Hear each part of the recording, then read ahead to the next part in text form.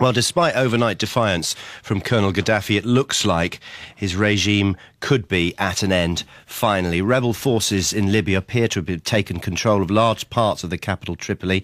He let out a series of audio messages last night, called on his supporters to march in the streets of the capital and, quote, purify it from the rats, but he was not shown in the messages. Meanwhile, hundreds of people have been celebrating in the city's Green Square, which is the symbolic heart of Colonel Gaddafi's regime. Let's speak to Nabila Ramdani, who's a journalist and an expert in Middle Eastern and North African politics. Good morning, Nabila. Good morning. First of all, your reaction to what's happened overnight. This has been very swift. Well, absolutely. It has certainly been a momentous night for the history of Libya, and full of twists and turns, I have to say. And it might have sounded a bit ambitious when you heard the rebel forces yesterday claiming that they were going to capture the city of Tripoli, the bastion of the Gaddafi regime, overnight. But it did happen, and a few hours before they captured the city, everybody feared a bloodbath and a bitter fight between the rebel forces and the Gaddafi loyalists. And as it happened, there was no resistance whatsoever from the Gaddafi regime, except for isolated snipers. And it seemed that the rebel forces reached Green Square quite easily in the end, and they have already renamed it Martyr Square. And of course, scenes of rejoicing have since dominated the night, and chants by the rebel forces have been heard and in the capital city and echoed throughout the Arab world. Militarily, this seems to have been organised very skillfully. How did the communication work between all the rebel forces?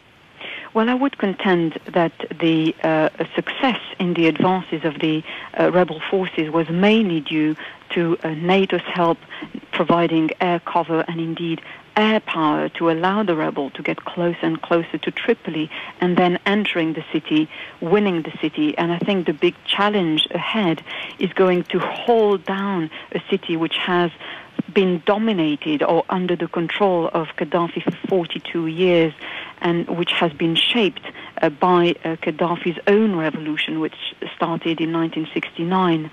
So, and it has also to be highlighted that there are still at this stage pockets of resistance and battles going on.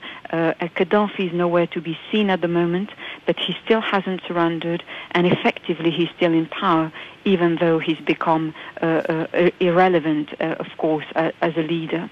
But perhaps the huge development is the arrest of his second son, Saif Gaddafi, who was, of course, tipped as the heir, and whose arrest has been a massive blow to the Gaddafi clan. Yeah, now, we've heard reports from the National Transitional Council that Gaddafi's son has been captured, although this hasn't been confirmed. Are we absolutely sure that this might not be propaganda from the rebels' side?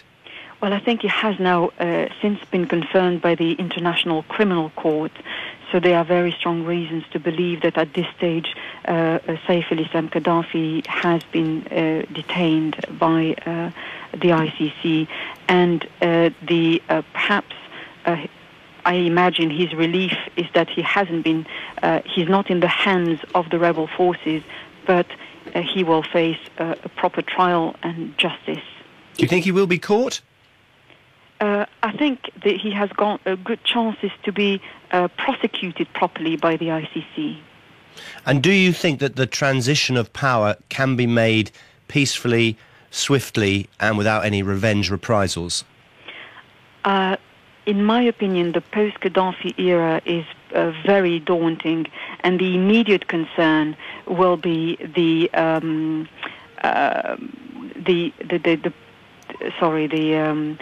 security, establishing the management of the security and the policing.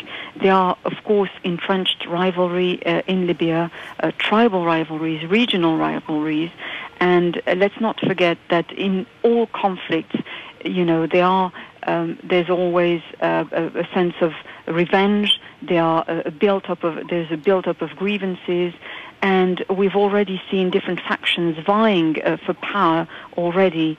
And let's not forget that, after all, Libya is a relatively recent creation and not necessarily a natural unit. So we might well face a split within the country on the long term. Nabila, thank you. That's Nabila Ramdani, who's a journalist and expert in Middle Eastern and North African politics.